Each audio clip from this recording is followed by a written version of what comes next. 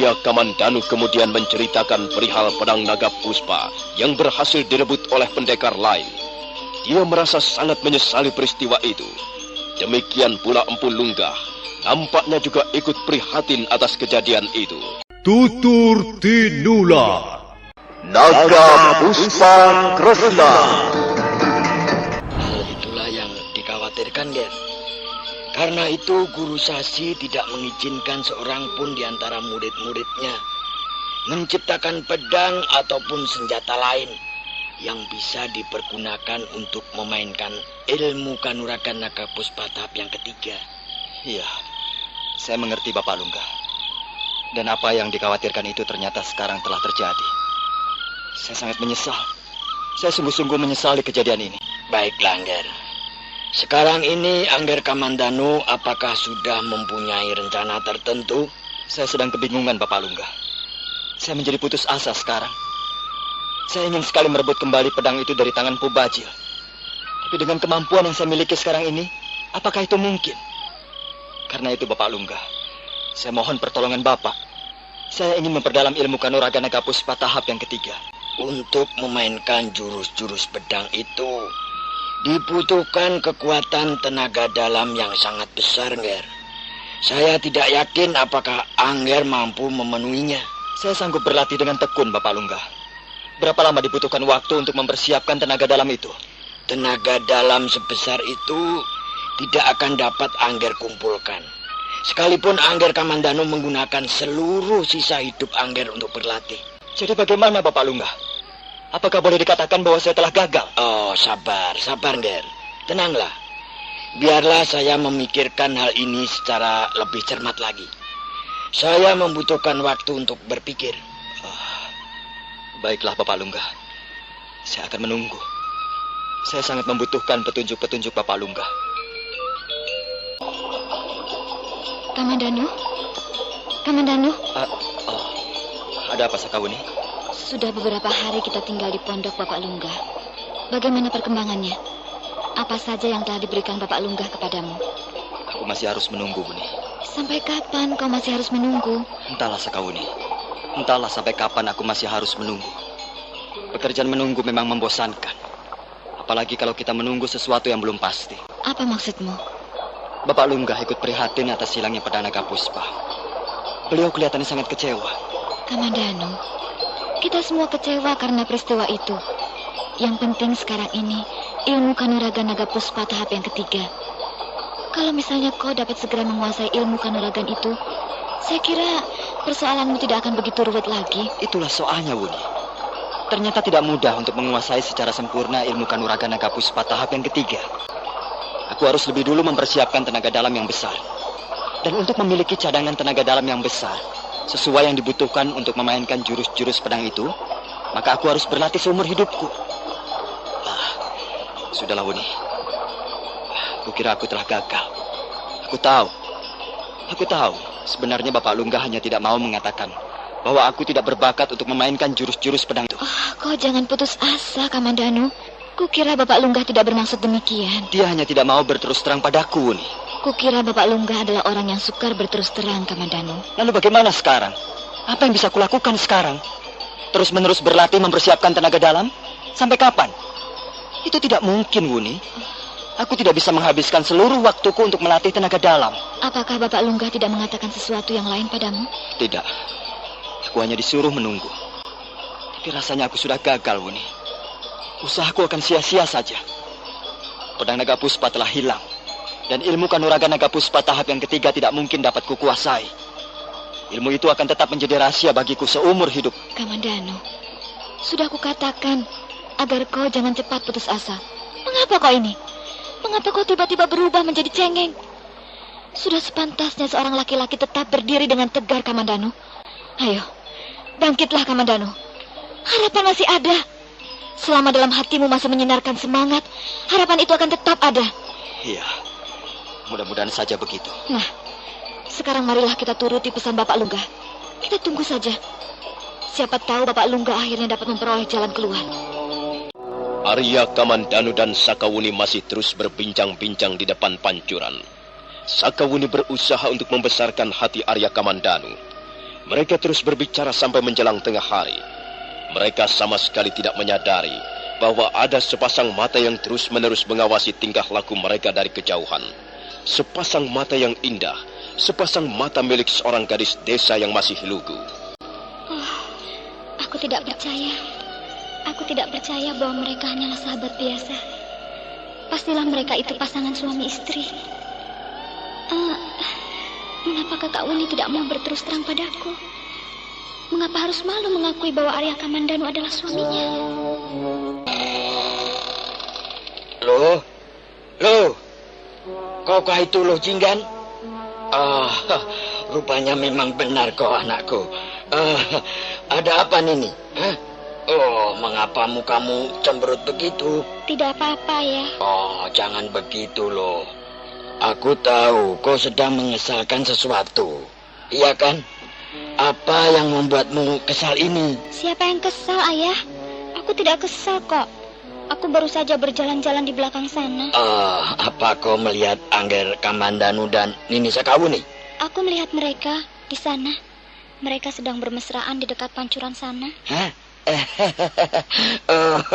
Bermesraan? Kau mungkin salah lihat, Nini. Tidak, Ayah. Aku memang melihat mereka sedang bermesraan di dekat pancuran. Oh, kau pikir begitu? Iya, aku tahu mereka sebenarnya adalah pasangan suami istri. Bagaimana menurut pendapat Ayah? Kalaupun mereka adalah pasangan suami istri, kita mau berbuat apa, Nini? Biarkan saja. Dan kukira Angger Kamandanu cocok sekali menjadi pasangan Nini Sakawuni. Kau setuju, Nduk? Aku tidak tahu, Ayah. Tunggu dulu, Nini. Tunggu. Aduh. Ya, baru sekarang saya menyadari bahwa kau sudah semakin bertambah dewasa. Wajahmu bertambah cantik. Suatu saat nanti kau pun akan memperoleh pasangan hidupmu, loh. Aku tidak mau bicara soal itu, Ayah. Lebih baik aku mengerjakan hal-hal yang bermanfaat. Nini loh, Jinggan. Memang sebenarnya kau semakin bertambah dewasa. Kau bukan gadis kecil lagi. Kau sekarang sudah berubah menjadi seorang gadis dewasa. Malam sudah semakin larut. Bukit Kedung Peluk terlena dalam mimpi. Rumah-rumah penduduk yang masih sangat jarang tidak lagi menampakkan tanda-tanda kegiatan. Hanya cahaya pelita yang terpasang di sudut-sudut rumah berkelip-kelip timbul tenggelam di balik kabut yang terus-menerus melayang-layang di atas permukaan tanah. Sakawuni dan Luh Jinggan sudah tidur terlelap dalam satu bilik. Arya Kamandanu berjalan melintas di depan ruangan tidur mereka, kemudian melangkah ke arah pintu serambi. Sesampai di halaman, dia berhenti sejenak. Kabut tipis menerpa wajahnya. Arya Kamandanu menggigil kedinginan. Kemudian dia melangkah ke arah ruangan di mana Empu Lunggah biasanya memuja Smedi. Mari, Nger. Silakan masuk. Silakan duduk. Sudah sejak tadi saya menunggu Angger Kamandanu. Tadi sore, adik lu menyampaikan pesan Bapak Lungga. Katanya saya disuruh menghadap Bapak Lungga tengah malam ini. Benar, Nger. Ada sesuatu hal yang ingin saya kemukakan kepada Angger Kamandanu. Apakah masih soal ilmu kanuragan naga puspa tahap yang ketiga, Bapak Lungga? Benar, Nger. Masih soal jurus-jurus pedang itu. Apakah masih ada gunanya, Bapak? Tenanglah, Nger. Saya akan menceritakan sesuatu. Mungkin cerita saya ini bisa dianggap sebagai dongengan belaka. Bukanlah cerita nyata. Tapi jarak antara dongengan dengan cerita nyata hanyalah sejengkal, Nger. Karena itu kita tidak boleh meremehkan dongengan. Suatu saat, dongengan bisa berubah menjadi suatu kenyataan. Apakah Angger Kamandanu setuju dengan pendapat ini? Saya setuju, Bapak Lungga. Bisa saja suatu ketika sebuah dongengan berubah menjadi kenyataan. Kita memang tidak pernah tahu apa yang akan terjadi. Nah, begini, Nger. Semalam saya sudah mengatakan kepada Angger betapa beratnya persyaratan yang harus dipenuhi untuk bisa memainkan jurus-jurus ilmu kanuragan naga puspa tahap yang ketiga secara sempurna. Angger membutuhkan cadangan tenaga dalam yang sangat besar. Kalau misalnya Angger Kamandanu mulai berlatih malam ini selama 10 tahun, atau mungkin 20 tahun, atau bahkan 30 tahun lamanya, maka cadangan tenaga dalam yang Angger peroleh barangkali belumlah cukup memadai, Nger. Saya mengerti, Bapak Lungga. Artinya saya tidak mungkin dapat menguasai secara sempurna jurus-jurus ilmu pedang naga puspa tahap yang ketiga. Iya, dengan kata lain memang begitu, Nger. Kecuali Angger Kamandanu mengalami suatu keajaiban. Keajaiban? Apa maksud Bapak Lungga? Kecuali Angger bertemu dengan ular naga puspa Kresna. Ular naga puspa Kresna? Benar, Nger. Kresna artinya hitam. Jadi ular naga puspa Kresna artinya ular naga puspa hitam. Kalau memang Angger dapat bertemu dengan binatang setengah dewa ini, oh, barangkali kesulitan besar itu akan dapat diatasi. Sebentar, Bapak Lungga. Ular naga puspa Kresna, ular naga puspa hitam. Apakah ular naga puspa Kresna itu benar-benar ada, Bapak Lungga? Itulah, Nger. Itulah tadi yang ku sebut-sebut sebagai dongeng. Kalau memang ular itu ada, tentulah kita bisa mencarinya. Masalahnya, apakah memang benar-benar ular seperti itu ada? Apakah Angger Kamandanu bersedia mendengar kisahnya? Oh, saya bersedia, Bapak Lungga. Mungkin ada manfaatnya saya mendengar kisah itu. Bagaimana dongengannya, Bapak? Dengar, Nger. Sekarang ini kita hidup di atas dunia yang bernama Manusapada. Artinya dunia manusia, dunia kasar, dunia indera. Tapi sesungguhnya di balik dunia kasar ini, dunia indrawi, masih terdapat dunia-dunia lain yang lebih halus wataknya, sifatnya, kodratnya. Nah, dongengan ini berasal dari dunia yang lebih halus, dunia yang lebih luhur. Sebut saja alamnya para dewa. Peristiwa ini terjadi pada suatu zaman yang tidak pernah kita ketahui. Tidak pernah mampu kita jangkau dengan akal pikiran kita sebagai manusia. Peristiwa ini terjadi di atas dunia para dewa, yang biasa disebut alam kadewatan. Adalah seorang dewa laki-laki bernama Mandana. Dewa Mandana mempunyai seorang kekasih, seorang dewa perempuan yang bernama Mandini. Maka demikianlah, Dewa Mandana dan Dewi Mandini saling melepaskan panah asmaranya. Hampir setiap saat mereka bertemu dan berkasih-kasihan. Sampai akhirnya Dewi Mandini tidak mampu lagi mengendalikan hawa nafsunya. Kakang Mandana, ketahuilah Kakang, hanya kepadamu lah aku serahkan segala milikku. Sabarlah, ya. Tenangkan hatimu. Kita ini para dewa. Kita tidak bisa hidup hanya menuruti hawa nafsu semata-mata. Segala perbuatan kita dibatasi oleh sifat-sifat kedewaan kita. Jadi kau menolak cintaku, Kakang Mandana? Kejam sekali. Kau kejam, Kakang. Kau telah sampai hati mencampakkan cintaku. Bukan begitu, Yai Mandini.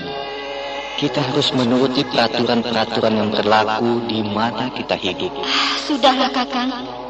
Aku tahu sebenarnya hatimu tertuju kepada wanita lain.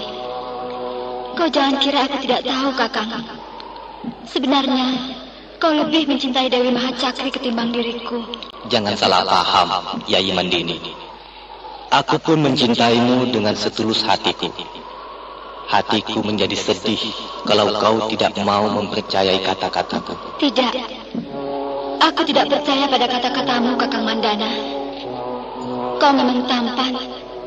Kau gagah dan perwira. Tapi nampaknya kau hanyalah seorang dewa pengecut. Kau tidak mampu memenuhi keinginanku. Kau takut memenuhi hasratku. Dan hal ini telah membuatku sangat kecewa, Kakang. Kau benar-benar telah mengecewakan aku. Demikianlah, Dewi Mandini terus berusaha untuk membujuk kekasihnya agar mau melakukan tindakan yang tidak senonoh. Sekalipun Dewa Mandana berusaha menolak, tapi akhirnya pertahanannya runtuh juga. Dia terpikat, dia terbujuk, dan akhirnya mereka tercebur ke dalam lubang yang sangat indah.